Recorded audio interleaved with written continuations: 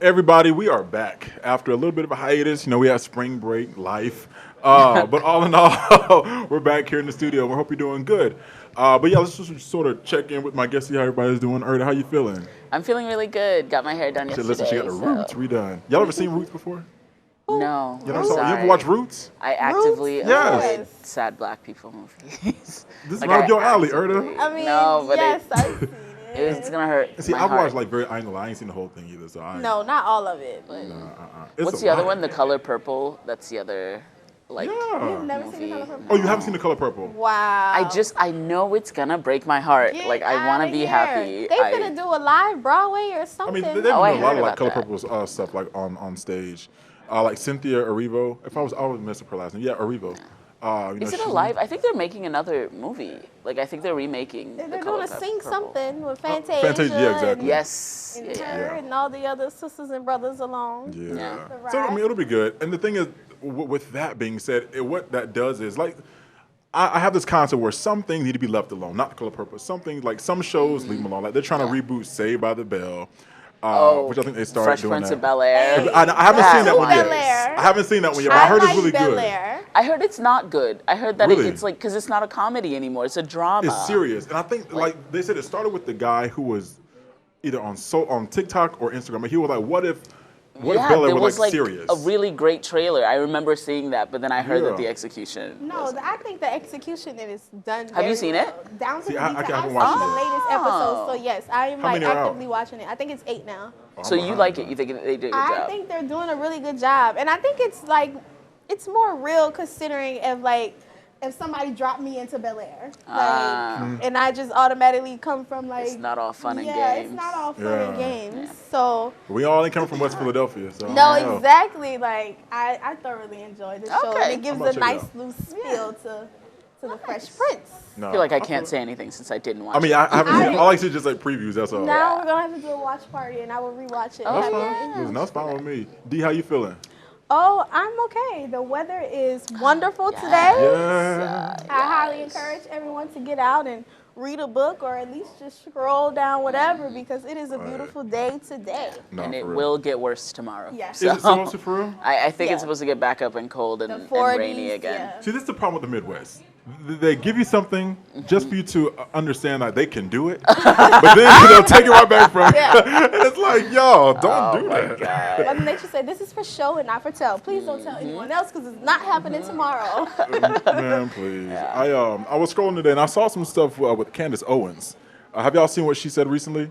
About Putin? Yeah, so I mean, she says a lot of things, so... she says a lot, but this was actually intense. So I wanted to make sure to bring this up. So I'm so essentially, scared. just listen, who's not?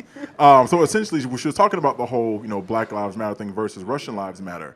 And so Russian now, Lives Matter? Russian Lives Matter. This yes. is the first time I've ever heard. So it says Candace Owens mocks Black Lives Matter efforts and tweets Russian Lives Matter as country rages a war against Ukraine. Candace Owens is back for yet another hot take, and essentially, I'm going to sort of paraphrase this more. Her tweet said, absolutely appalling the way Russians are being treated in America and abroad, that our leaders and government institutions are allowing for and at times calling for this discrimination following the global Black Lives Matter hysteria is quite telling.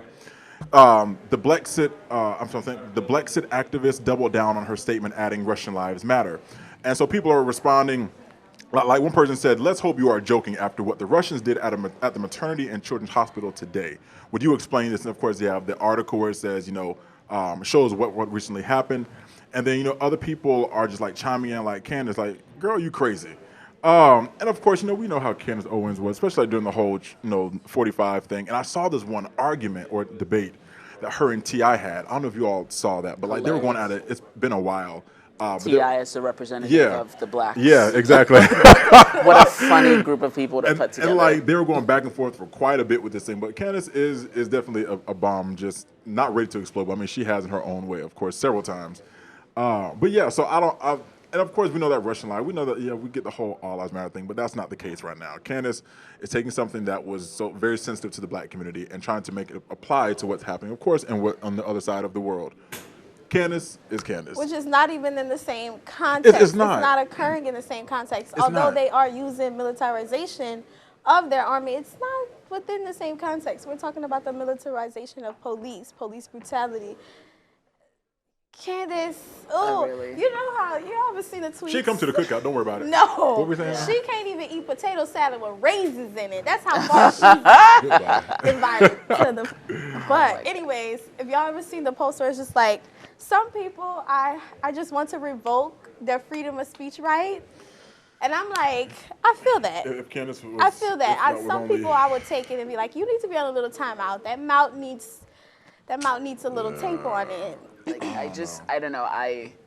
This is another thing that I actively avoid because this is what she wants us to do. Do you know what I mean? Like, whether you're for her or against her, you're talking about her. And so I'm just like, I'd like to remove myself from this narrative. You know what I mean? Like, I'd like to, like, not have to talk about her, not have to acknowledge her presence. Do you know what I mean? No, I get it. And it's like, it's also this thing of like, white people, white supremacy, like the current dominant class will reward you for saying stuff like that. Like, they'll reward you for being a black person who, you know, turns your back on black people. And so they can point and say, well, Candace Owens doesn't think Black Lives Matter, so I don't need to. And she is that point person. Candace and Owens she's is like, part you know of what? the other crowd. I'll make my money and I'll betray my Essentially, I mean, race. that's it. But, you know, oddly enough, this is like sort of flipping the card a little bit.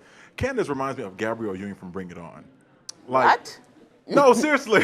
You take Gab Union's name out your mouth. What? She does. Like, for some reason, feeling I think it's this her spice, the way she talks, because the same way Gabrielle Union talked and Bring It On, it was like very sharp.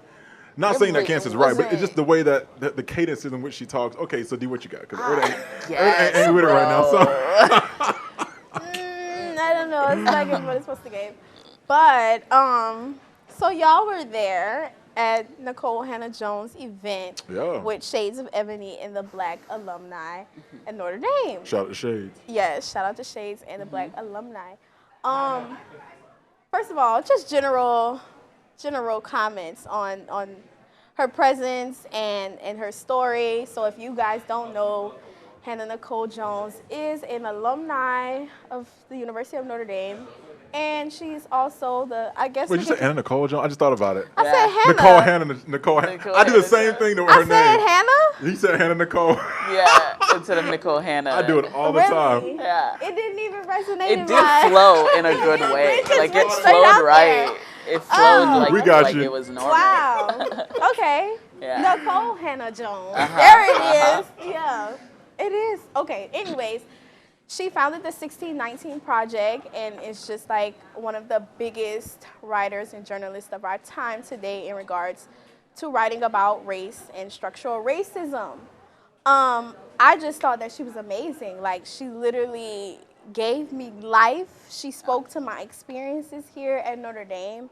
And I thought it was just so powerful to see. Yeah, I was just talking to Dia and Emorja before we started taping that, like, I don't know, I felt the power. Like, it was an event by Shades, so it was dominated by black women in that room. And then all of us listening to her, who was a black woman who went to Notre Dame, and just, like, relating to everything that she was saying. And on one hand, I was like, I don't know, I felt seen, I felt heard. Like, you know, she was, like, saying all these things that I've experienced. And on the other hand, it's like, she went here, she graduated 98? Like, anyway, she went here decades ago. And yet we're having the same trash experiences. You know what I mean? Just Like, with things different have not clothes on. improved. And then I think I recently saw that this year's the 50th anniversary of Notre Dame, even letting in women. Yeah. And I'm like, ugh. Oh, Like, No, for that's real. not far enough. Like, do you know what I mean? 50 years is not that long ago. Like, Seriously. that's alarming. And then she also, I remember her saying, like, Notre Dame was traumatic. She would not send her daughter here. Like, it wasn't a good time for her. And that she, like, is much happier at an HBCU. And just, like, I feel like every black person who doesn't go to an HBCU wishes they went to an HBCU. Yeah, I know. And I just, I know. Yeah. And what I really liked about her is that she was so personable. Yeah.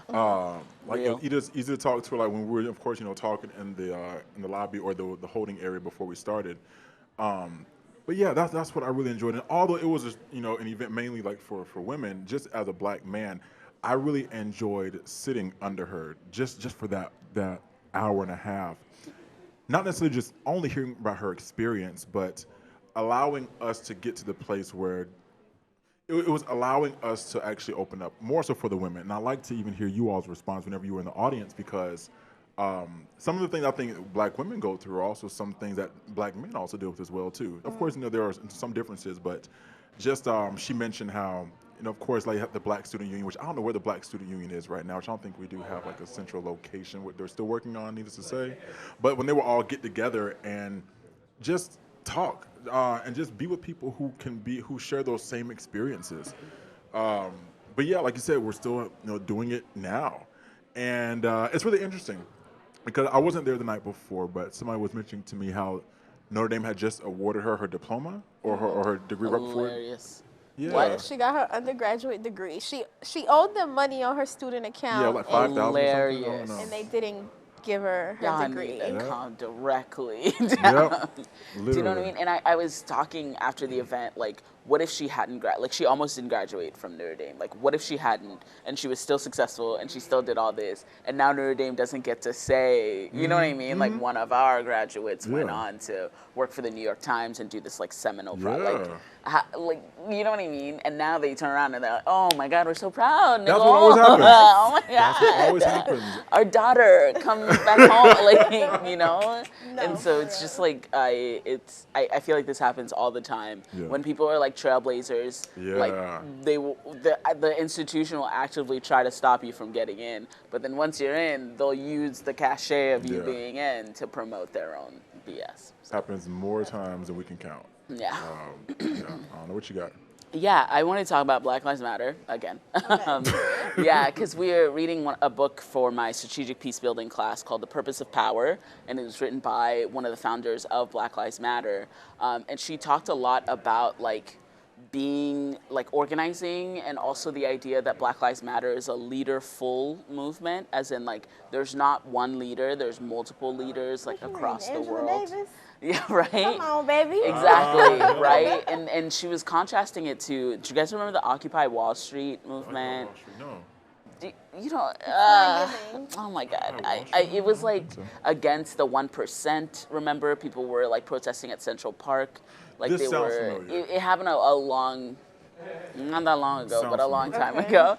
Anyways, they were saying Occupy Wall Street is a leader-less movement, as in there are no leaders, everyone is a leader. Like there's no, you know what I mean? We reject hierarchy, we reject, any of those normal ways of organizing. And she was saying in contrast to that, Black Lives Matter, at least what she founded, is just like a bunch of leaders coming together. And I was thinking like, one of the problems she ran into, of course, is people saying not only that they founded Black Lives Matter, that she didn't, but also like putting onto Black Lives Matter things that maybe she doesn't agree with, right? And how like if you don't have a centralized hierarchical one leader who makes the decision and one spokesperson of like this is the official position of Black Lives Matter, then other people will step in, like, and they have to do that, and that kind of muddies the water. So I wanted to get your Yeah. thoughts on, even as people who didn't know maybe like about this whole thing, like what is the message you're getting from Black Lives Matter? Is there a centralized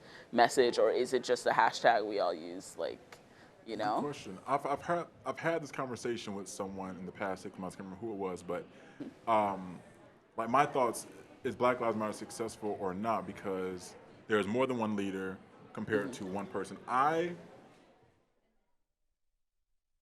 like the concept of having a leader, but let me I got to think about this. Yeah. I like the concept of having a leader, but not only one leader, if that makes sense.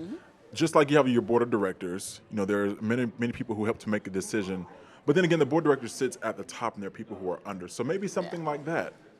But you're talking about a hierarchy. So that's a hierarchy. Yeah, I and know. We're So rejecting those. I know, but to have difficult. something that without a leader, who do you turn to? I don't know, because there are many facets of Black Lives Matter. There are many chapters, and maybe the chapter in South Bend may not be like the chapter in Tampa, Florida. Yeah, I don't know. Yeah. right. I think to your point, it really depends on local organization. And this is kind of like the conversation that we're getting to our class, and we read a little bit of Angela Davis as well. So I'm like, I feel you. I really think it depends on who you're asking, because there are a lot of local organizers, specifically within Black Lives Matter's chapters, who are always on the ground, who are working Yeah, whether certainly. someone dies or not, who are working Yeah, whether yeah. there's a name trending or not. And we just have to rely on those people to take more and teach more. I love the idea of a leaderless movement because if you look across our leaders, some of them are dead, some of them have been discarded. Yeah. And there are so many reasons why like a leaderless movement is the way to go, in which we kind of like all share this responsibility of taking ourselves to the next level. Yeah. So what do you think if whenever you don't have a leader, you run into some issues, I think. You run into a lot of issues, especially with organizing a lot of people. And like, I think, I feel like I remember there was a big controversy when Black Lives Matter, like on their website was saying, abolish the police, like we don't like it. Right. You know what I mean? Whether or not you agree with abolishing the police or not, they just got a lot of criticism because people were saying you're gonna alienate a lot of people who would have been your allies, right? And so then it's like, does Black Lives Matter, I'm gonna say TM, like the brand Black Lives Matter, which is like registered trademark, all of that, does that speak for me when I write hashtag Black Lives Matter? Right. Do you know what I mean? Who wins that fight when they do something I don't agree with, or when I do something they don't agree with, right? And still write hashtag Black Lives Matter. Like when Candace Owens, you know what I mean, gets to write hashtag Black, like if there's no ownership, if there's no leaders, then kind of everyone gets to do whatever they want, no? Like, and that could cause some problems. Yeah.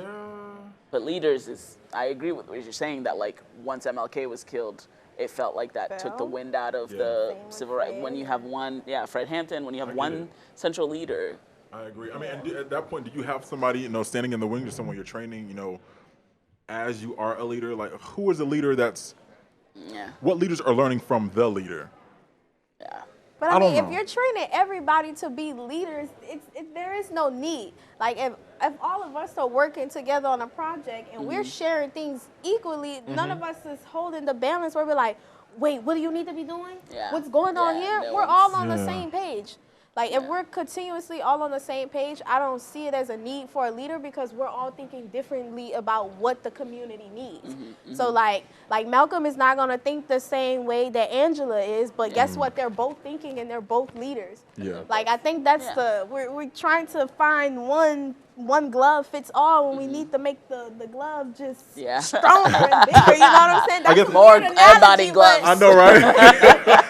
That's a weird analogy. But it makes me think about this too. Like, whenever you're doing a school project, 5 people doing a project, there's always one person who ends up doing the most because everybody doesn't know how to pull their own weight.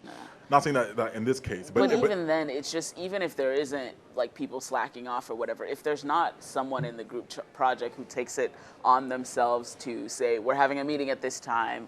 Hey, everyone, can you show up? Hey, can you make sure that you do this? Like, it falls apart. I'm not having a good time. Like, I don't need to be the leader, but I also recognize that like this is a symptom of like living in a system that has hierarchies and that loves hierarchies. And so once you start to think maybe we don't have hierarchies, that's terrifying. Like but not for me though. Yeah, these out here radical. Like everybody's a leader, leaderful. Because everybody is, and I believe that everybody can be a leader. And it's like, think about it. If everybody's a leader and there's like 3 or 4 people who's not pulling the weight, we probably won't even notice because we have all of these leaders working so hard that they're basically a little bit of background noise. But I mean, Black Lives Matter has been immensely successful with their current model, right? Especially coming into like George Floyd's summer 2020, like they have, right? I don't think they're there yet, like especially in the book she talks about like Black Lives Matter has like cultural cachet, like people talk about it at dinner, like, President Obama, like all these like important people are talking about it, but it's not like how the NRA, like no one dares put forth like gun control legislation for fear of the NRA. Black Lives Matter does not have that same level of power where politicians or people running for office or people with power like fear taking off Black Lives Matter. And that might be because America hates black people. I was going to say, we're not getting the same support as the NRA here. But it also could just be like, if we can get our organizational structure together, like to a point where like Black Lives Matter represents a voting bloc, represents a level of power that like you dare not, you know what I mean? Like go, like offend. then Yeah. what could we do in this country? Oh no, I get it. And I was at church yesterday. What's today? Monday? Yeah, yesterday. And the pastor, black woman, she came from Indianapolis, and she was telling her story about how there was a member who was in the hospital, older white man, and she said, as he was, slowly passing away, they were just like singing hymns, just something just to sort of keep him, happy. And she said how before he closed his eyes, she said that he was taught to not like black people. And she's a black woman, pastor. He was like, until I've never really had a desire to actually interact or try to like a black person. Mm-hmm. And so when you mentioned something about America, and of course, they reconcile and all that kind of stuff. Yeah. But and so whenever you mention like America, doesn't really care for black people, it makes me think about this older man, and I'm really wondering like when will the pendulum turn from that to where we are now? Of course, we see people being more inclusive, more diverse, more all of this stuff, but when would it really sink into the soil of America rather than just sort of graze the surface just enough to say, we're good, we like you all? Yeah. Like, I don't know. It's like I'm learning a lot in my classes about how like I think a concept we recently talked about was how America isn't just like white supremacy doesn't just work on everyone should be white or like white is the best, but it works on don't be black. Like, which is an important difference, right? Like, it's not just that you should want to be white, but like, don't be black, right? Yeah. And so that's what it's built on. And then to go back to Nicole Hannah-Jones, she made a point about like, black faculty are important, not just, oh my gosh, you know what I mean? Like, not just for diversity and inclusion, not just because, it's not fair shout out to Gail in avoid Africana Studies. all that, but also because it is important for white people to see black people in power, to see black people like be smart, to see black people that they have to answer to, essentially, right? And that man was saying he's never been taught to, you know what I mean? Like, you could live your whole life and never see a black man you have to look up to, and that's not okay. And then like, she's a black woman on top of that. Yeah. Yeah. Exactly. I don't know, that was interesting, but still some things in America, we're still detangling, not we're still detangling, but America's still detangling. We'll figure it out, right? That's all we got for today. Make sure to follow, like, subscribe, and catch us next week. All right, see y'all later. Bye. So we need to do a quick